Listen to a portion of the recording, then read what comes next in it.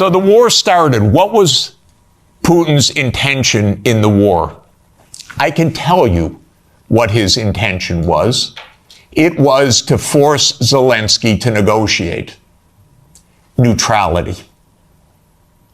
And that happened within 7 days of the start of the invasion.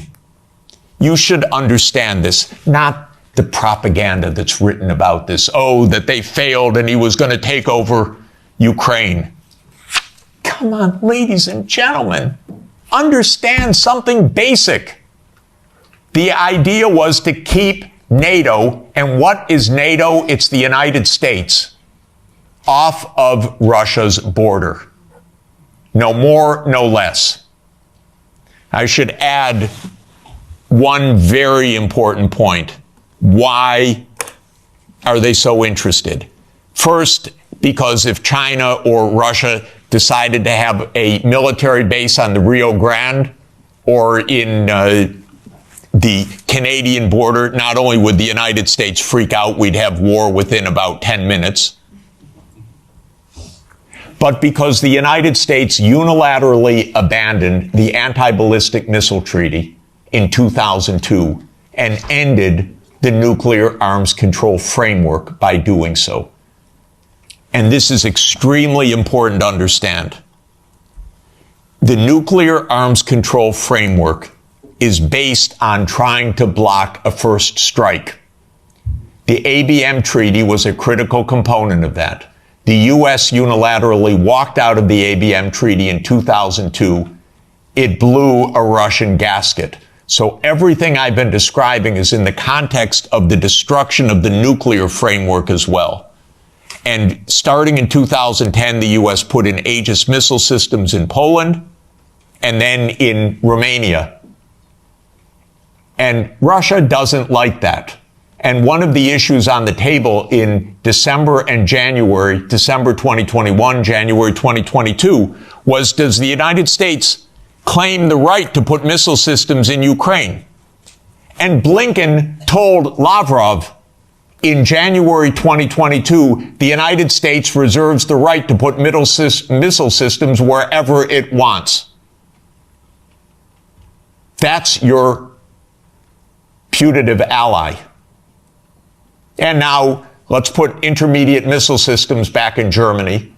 The United States walked out of the INF treaty unilaterally in 2019. There is no nuclear arms framework right now. None. When Zelensky said in 7 days, let's negotiate, I know the details of this exquisitely because I've talked to all the parties in detail. Within a couple of weeks, there was a document exchanged that President Putin had approved, that Lavrov had presented, that was being managed by the Turkish mediators. I flew to Ankara to listen in detail to what the mediators were doing. Ukraine walked away unilaterally from a near agreement. Why? Because the United States told them to. Because the UK added icing to the cake by having Bojo go in early April to Ukraine and explain. And he has recently, and if your security is in the hands of Boris Johnson, God help us all. Keith Starmer turns out to be even worse. It's unimaginable, but it is true. Boris Johnson has explained, and you can look it up on the website, that what's at stake here is Western hegemony. Not Ukraine, Western hegemony. Michael and I met at the Vatican with a group in the spring of 2022, where we wrote a document explaining nothing good can come out of this war for Ukraine. Negotiate now, because anything that takes time will mean massive amounts of deaths, risk of nuclear escalation, and likely loss of the war. I wouldn't change one word from what we wrote then. Nothing was wrong in that document. And since that document, since the U.S. talked the negotiators away from the table, about 1 million Ukrainians have died or been severely wounded. And the American senators, who are as nasty and cynical and corrupt as imaginable, say this is wonderful expenditure of our money because no Americans are dying. It's the pure proxy war. One of our senators nearby me, Blumenthal, says this out loud. Mitt Romney says this out loud. It's best money America can spend. No Americans are dying. It's unreal. Now, just to bring us up to yesterday, this failed. This project failed. The idea of the project was that Russia would fold its hand. The idea all along was Russia can't resist, as Zbigniew Brzezinski explained in 1997. The Americans thought we have the upper hand. We're going to win because we're going to bluff them. They're not really going to fight. They're not really going to mobilize. The nuclear option of cutting them out of SWIFT, that's going to do them in. The economic sanctions, that's going to do them in. The HIMARS, that's going to do them in. The ATACMS, the F-16s. Honestly, I've listened to this for 70 years. I've listened to it as semi-understanding, I'd say, for about 56 years. They speak nonsense every day. My country, my government. This is so familiar to me, completely familiar. I begged the Ukrainians, and I had a track record with the Ukrainians. I advised the Ukrainians. I'm not anti-Ukrainian, I'm pro-Ukrainian completely. I said, save your lives, save your sovereignty, save your territory, be neutral. Don't listen to the Americans. I repeated to them the famous adage of Henry Kissinger, that to be an enemy of the United States is dangerous, but to be a friend is fatal. Okay, so let me repeat that for Europe. To be an enemy of the United States is dangerous, but to be a friend is fatal. So, no designs at all. The United States decided this man must be overthrown. It's called a regime change operation. There have been about 100 of them by the United States, many in your countries, and many all over the world. That's what the CIA does for a living. Okay? Please know it. It's a very unusual kind of foreign policy. But in America, if you don't like the other side, you don't negotiate with them, you try to overthrow them. Preferably covertly. If it doesn't work covertly, you do it overtly. You always say it's not our fault, they're the aggressor, they're the other side, they're Hitler. That comes up every 2 or 3 years. Whether it's Saddam Hussein, whether it's Assad, whether it's Putin, that's very convenient. That's the only foreign policy explanation the American people are ever given anywhere. Well, we're facing Munich 1938. Well, we're facing Munich 1938. Can't talk to the other side. They're evil, implacable foes. That's the only model of foreign policy we ever hear from our mass media. And the mass media repeats it entirely because it's completely suborned by the U.S. government. Now, in 2014, the U.S. worked actively to overthrow Yanukovych. Everybody knows the phone call intercepted by my Columbia University colleague, Victoria Nuland. and the U.S. Ambassador Peter Piot. I can't remember if I told you this or if I only told Washington this, that when I talked to Jeff Feltman this morning, he had a new name for the UN guy, Robert Seri. Did I write you that this morning? Yeah, okay. I saw that. He's now gotten both Seri and Ban Ki-moon to agree that Seri could come in Monday or Tuesday. Okay. So that would be great, I think, to help glue this thing and have the UN help glue it. And, fuck the EU. No, exactly. And I think we've got to do something to make it stick together, because you can be pretty sure that if it does start to gain altitude, the Russians will be working behind the scenes to try to torpedo it. You don't get better evidence. The Russians intercepted her call and they put it on the internet. Listen to it. It's fascinating. I know all these people. By the way, by doing that, they all got promoted in the Biden administration. That's the job. Now, when the Maidan occurred, I was called immediately. Oh, Professor Sachs, the new Ukrainian prime minister would like to see you to talk about the economic crisis. Because I'm pretty good at that. And so I flew to Kiev and I was walked around the Maidan. And I was told how the U.S. paid the money for all the people around the Maidan. Spontaneous, revolution of dignity. Ladies and gentlemen, please. Where do all these media outlets come from? Where does all this organization come from? Where do all these buses come from? Where do all these people called in come from? Are you kidding? This is organized effort.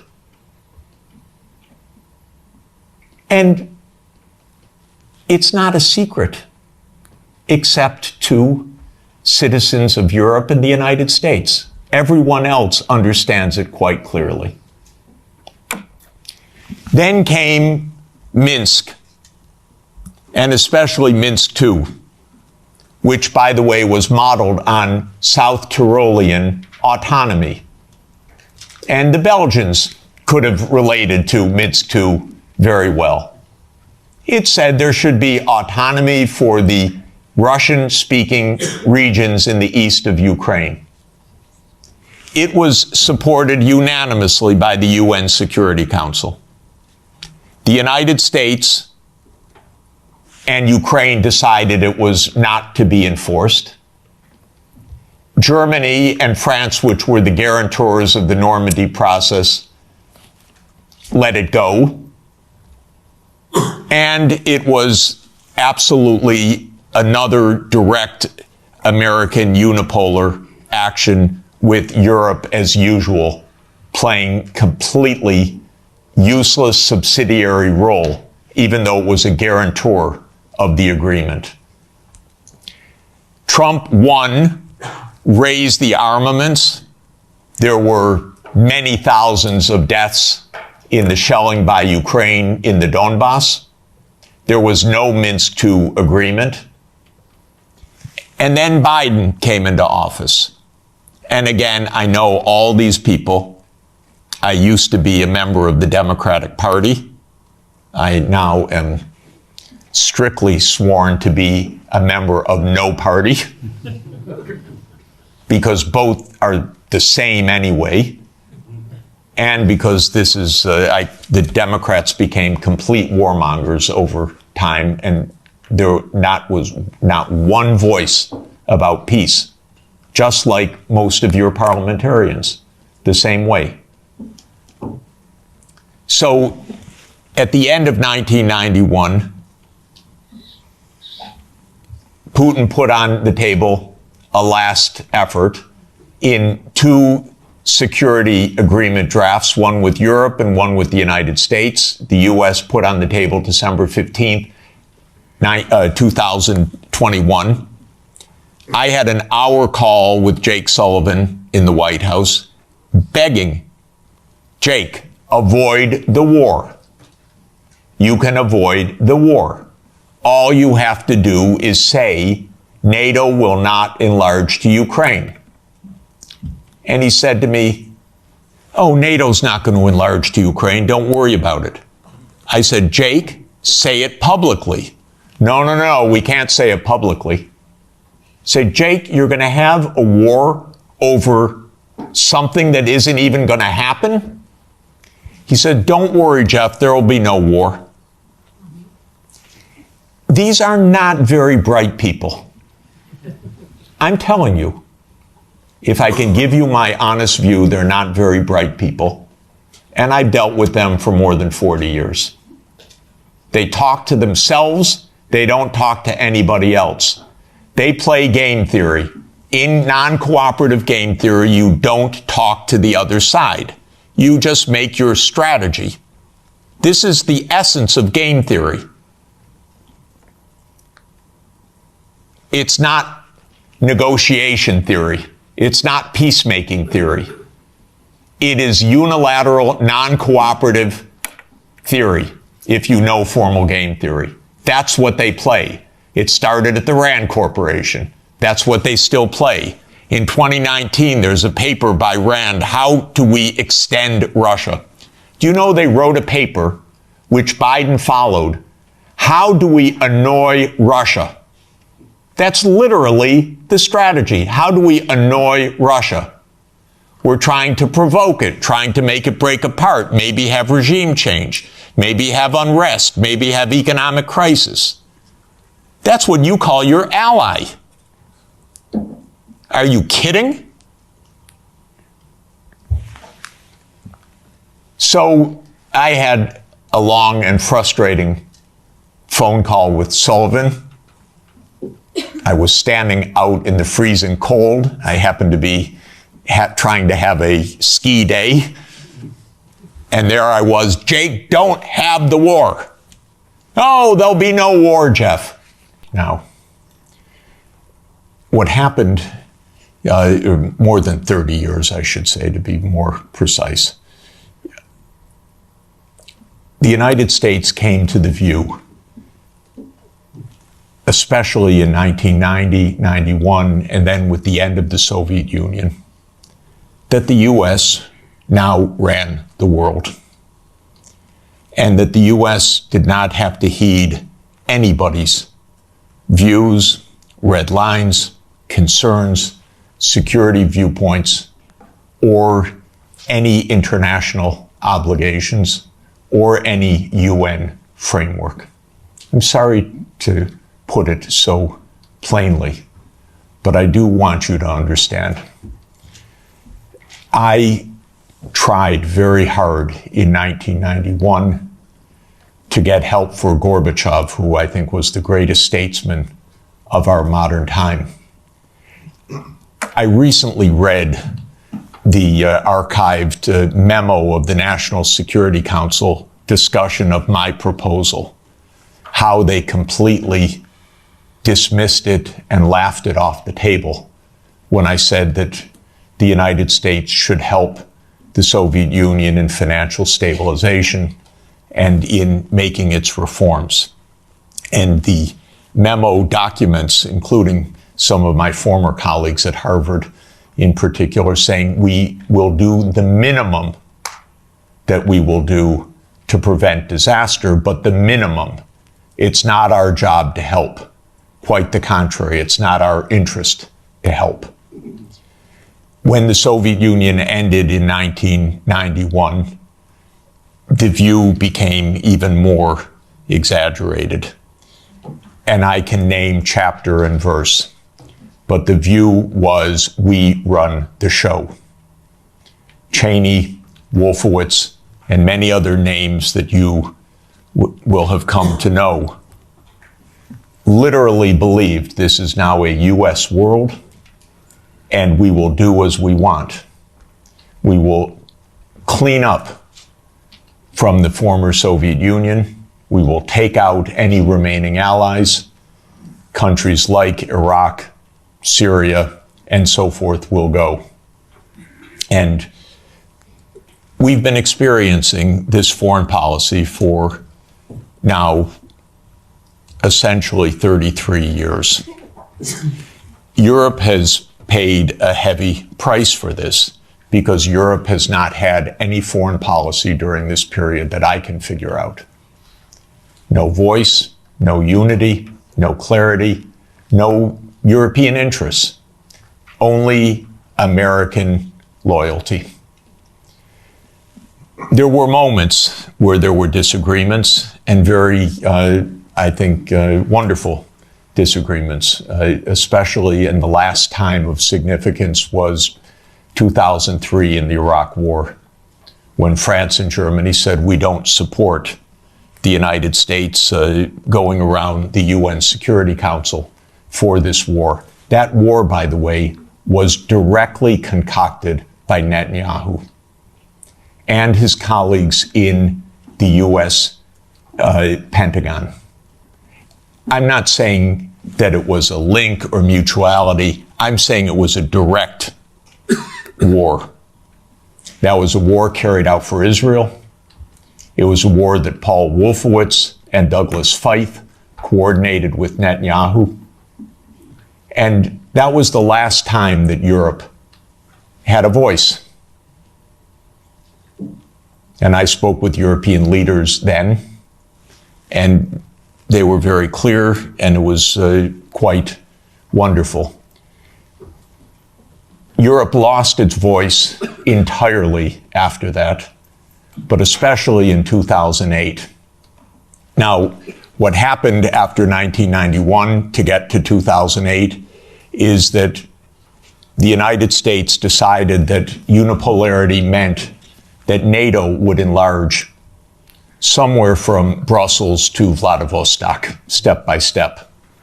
There would be no end to eastward enlargement of NATO.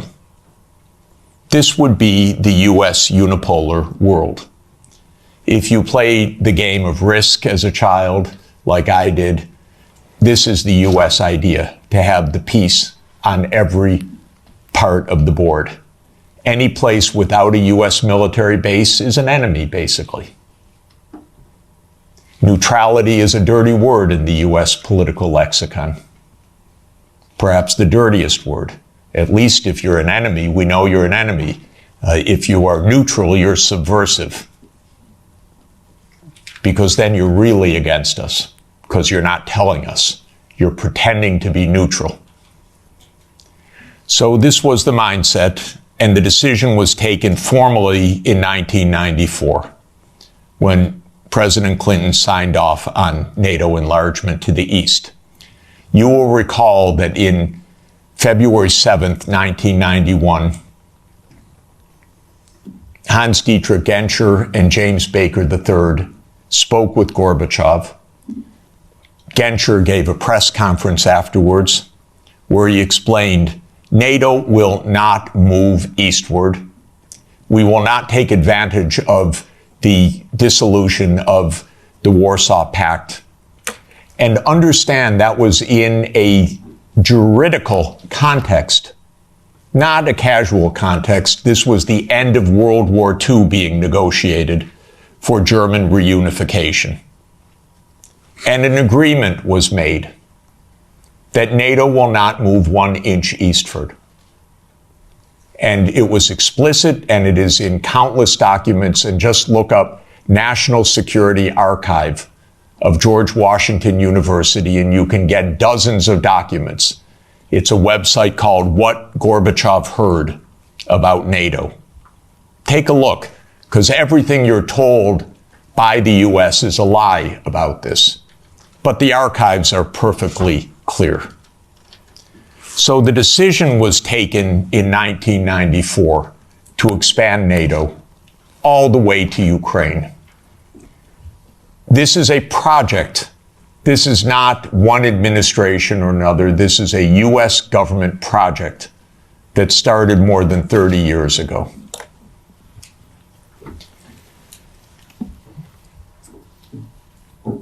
In 1997, Zbigniew Brzezinski wrote The Grand Chessboard.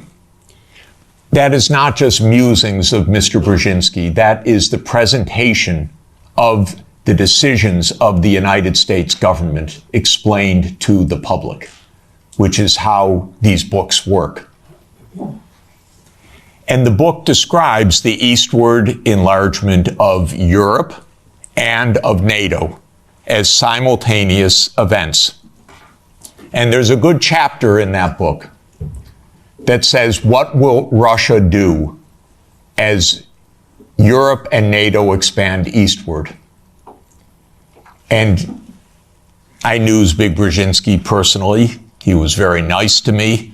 I was advising Poland. He was a big help. He was a very nice and smart man, and he got everything wrong. So in 1997, he wrote in detail why Russia could do nothing but accede to the eastward expansion of NATO and Europe. In fact, he says the eastward expansion of Europe, and not just Europe, but NATO. This was a plan, a project. And he explains how Russia will never align with China. Unthinkable. Russia will never align with Iran. Russia has no vocation other than the European vocation. So as Europe moves east, there's nothing Russia can do about it. So says yet another American strategist. Is it any question why we're in war all the time? Because one thing about America is we always know what our counterparts are going to do, and we always get it wrong. And one reason we always get it wrong is that in game theory that the American strategists play, you don't actually talk to the other side. You just know what the other side's strategy is. It's wonderful. It saves so much time. You don't need any diplomacy. So this project began, and we had a continuity of government for 30 years, until maybe yesterday, perhaps. 30 years of a project. Ukraine and Georgia were the keys to the project. Why? Because America learned everything it knows from the British. And so we are the wannabe British Empire. And what the British Empire understood in 1853, Lord Palmerston, is that you surround Russia in the Black Sea and you deny Russia access to the Eastern Mediterranean. And all you're watching is an American project to do that in the 21st century. The idea was that there would be Ukraine, Romania, Bulgaria, Turkey, and Georgia as the Black Sea littoral that would deprive Russia of any international status by blocking the Black Sea and essentially by neutralizing Russia as more than a local power. Brzezinski's completely clear about this. And before Brzezinski, there was Mackinder. And who owns the island of the world owns the world. So this project goes back a long time. I think it goes back basically to Palmerston. And again, I've lived through every administration. I've known these presidents. I've known their teams.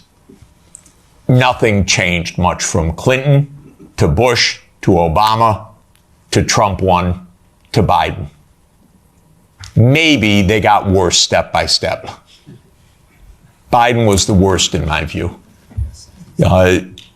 Maybe also because he was not compos mentis for the last couple of years. And I say that seriously, not as a snarky remark. The American political system is a system of image. It's a system of media manipulation every day. It is a PR system. And so you could have a president that basically doesn't function and have that in power for 2 years and actually have that president run for re-election And one damn thing is he had to stand on a stage for 90 minutes by himself. And that was the end of it. Had it not been that mistake, he would have gone on to have his candidacy, whether he was sleeping after 4 p.m. in the afternoon or not. So this is actually the reality. Everybody goes along with it. It's impolite to say anything that I'm saying, because we don't speak the truth about almost anything in this world right now. So this project went on from the 1990s, bombing Belgrade 78 straight days in 1999 was part of this project. Splitting apart the country when borders are sacrosanct, aren't they indeed? Except for Kosovo. That's fine, because borders are sacrosanct except when America changes them. Sudan was another related project. The South Sudan rebellion. Did that just happen because South Sudanese rebelled? Or can I give you the CIA playbook to please understand as grown-ups what this is about? Military events are costly. They require equipment, training, base camps, intelligence, finance. That comes from big powers. That doesn't come from local insurrections. South Sudan did not defeat North Sudan or Sudan in a tribal battle. It was a U.S. project. I would go often to Nairobi and meet U.S. military or senators or others with deep interests in Sudan's politics. This was part of the game of unipolarity. So the NATO enlargement, as you know, started in 1999 with Hungary, Poland, and the Czech Republic. And Russia was extremely unhappy about it. But these were countries still far from the border. And Russia protested, but of course to no avail. Then George Bush Jr. came in. When 9/11 occurred, President Putin pledged all support. And then the U.S. Decided in September 20th, 2001, that it would launch 7 wars in 5 years. And you can listen to General Wesley Clark online talk about that. He was NATO's Supreme Commander in 1999. He went to the Pentagon on September 20th, 2001. He was handed the paper explaining 7 wars. These, by the way, were Netanyahu's wars. The idea was partly to clean up old Soviet allies and partly to take out supporters of Hamas and Hezbollah. Because Netanyahu's idea was there will be one state, thank you, only one state. It will be Israel. Israel will control all of the territory. And anyone that objects, we will overthrow. Not we exactly, our friend, the United States. That's U.S. policy until this morning. We don't know whether it will change. Now, the only wrinkle is that maybe the U.S. will own Gaza instead of Israel owning Gaza. But the idea has been around at least for 25 years. It actually goes back to a document called Clean Break that Netanyahu and his American political team put together in 1996 to end the idea of the two-state solution. You can also find it online. So these are projects. These are long-term events. These aren't, is it Clinton? Is it Bush? Is it Obama? That's the boring way to look at American politics, as the day-to-day game, but that's not what American politics is. So the next round of NATO enlargement came in 2004 with 7 more countries. The 3 Baltic states, Romania, Bulgaria, Slovenia, and Slovakia. At this point, Russia was pretty damn upset. This was a complete violation of the post-war order agreed with German reunification. Essentially, it was a fundamental trick or defection of the U.S. from a cooperative arrangement, is what it amounted to, because they believe in unipolarity. So as everybody recalls, because we just had the Munich Security Conference last week in 2007, President Putin said, stop, enough, stop now. And of course, what that meant was in 2008, the United States jammed down Europe's throat enlargement of NATO to Ukraine and to Georgia. This is a long-term project. I listened to Mr. Saakashvili in New York in May of 2008, and I walked out, called Sonia, and said, this man's crazy. And a month later, a war broke out because the United States told this guy, we saved Georgia. And he stands at the Council on Foreign Relations, says, Georgia's in the center of Europe. Well, it ain't, ladies and gentlemen. It's not in the center of Europe. And the most recent events are not helpful for Georgia, for its safety, and your MPs going there, or MEPs going there, and European politicians. That gets Georgia destroyed. That doesn't save Georgia. That gets Georgia destroyed. Completely destroyed. In 2008, as everybody knows, our former CIA director, William Burns, sent a long message back to Condoleezza Rice. Niet means niet, about expansion. This we know from Julian Assange. Because believe me, not one word is told to the American people about anything, or to you, or by any of your newspapers these days. So we have Julian Assange to thank, but we can read the memo in detail. As you know, Viktor Yanukovych was elected in 2010 on the platform of neutrality. Russia had no territorial interests or designs in Ukraine at all. I know. I was there during these years. What Russia was negotiating was a 25-year lease to 2042 for Sevastopol Naval Base. That's it. Not for Crimea, not for the Donbass, nothing like that. This idea that Putin is reconstructing the Russian Empire, this is childish propaganda. Excuse me. If anyone knows the day-to-day and year-to-year history, this is childish stuff. Childish stuff seems to work better than adult stuff. So, let me now finalize a few words about Trump. Please not. Trump does not want the losing hand. This is why it is more likely than not this war will end, because Trump and President Putin will agree to end the war. If Europe does all its great warmongering, it doesn't matter. The war is ending. So get it out of your system. Please tell your colleagues. It's over. And it's over because Trump doesn't want to carry a loser. That's it. It's not some great morality. He doesn't want to carry a loser. This is a loser.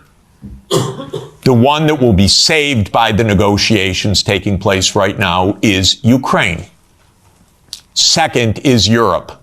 Your stock market's rising in recent days by the horrible news of negotiations. I know this has been met with the sheer horror in these chambers, but this is the best news that you could get. Now, I encouraged, they don't listen to me, but I tried to reach out to some of the European leaders. Most don't want to hear anything from me at all. But I said, don't go to Kiev. Go to Moscow. Discuss with your counterparts. Are you kidding? You're Europe. You're 450 million people. You're a $20 trillion economy. You should be the main economic trading partner of Russia. It's natural links. By the way, if anyone would like to discuss how the U.S. blew up Nord Stream, I'd be happy to talk about that.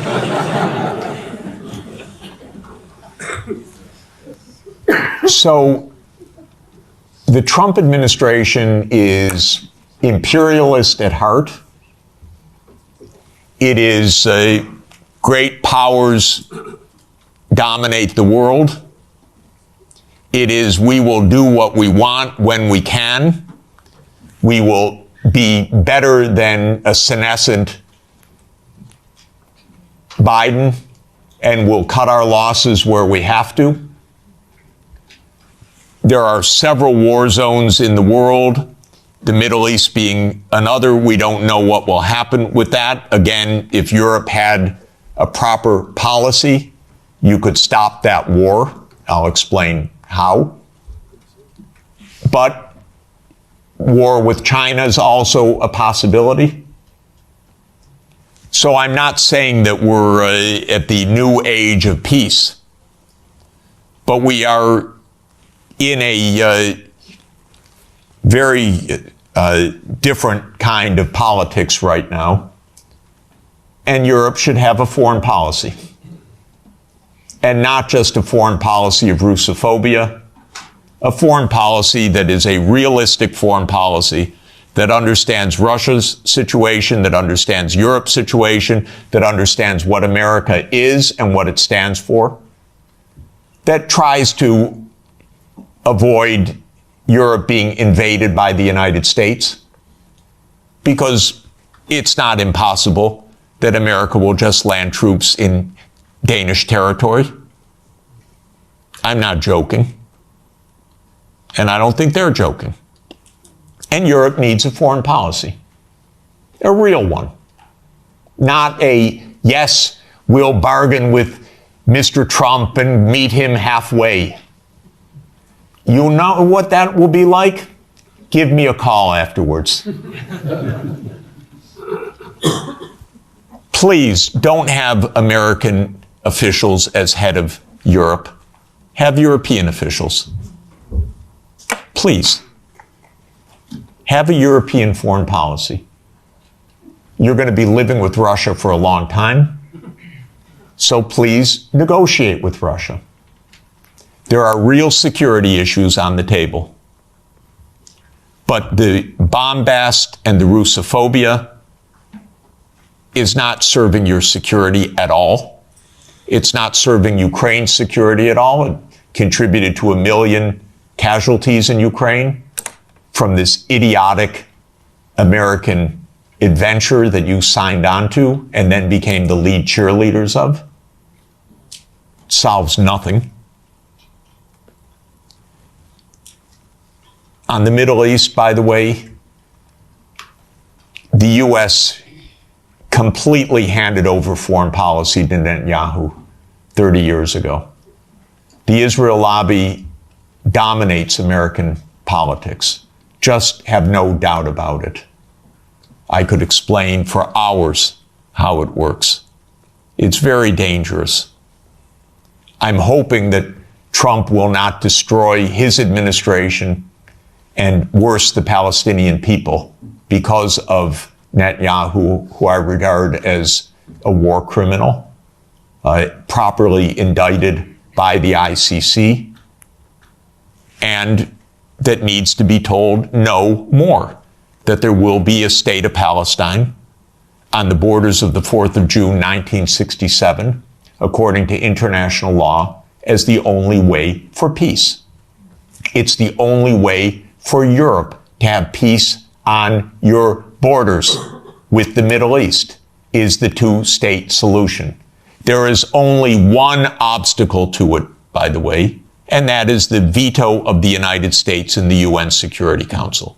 So if you want to have some influence, tell the United States, drop the veto. You are together with 180 countries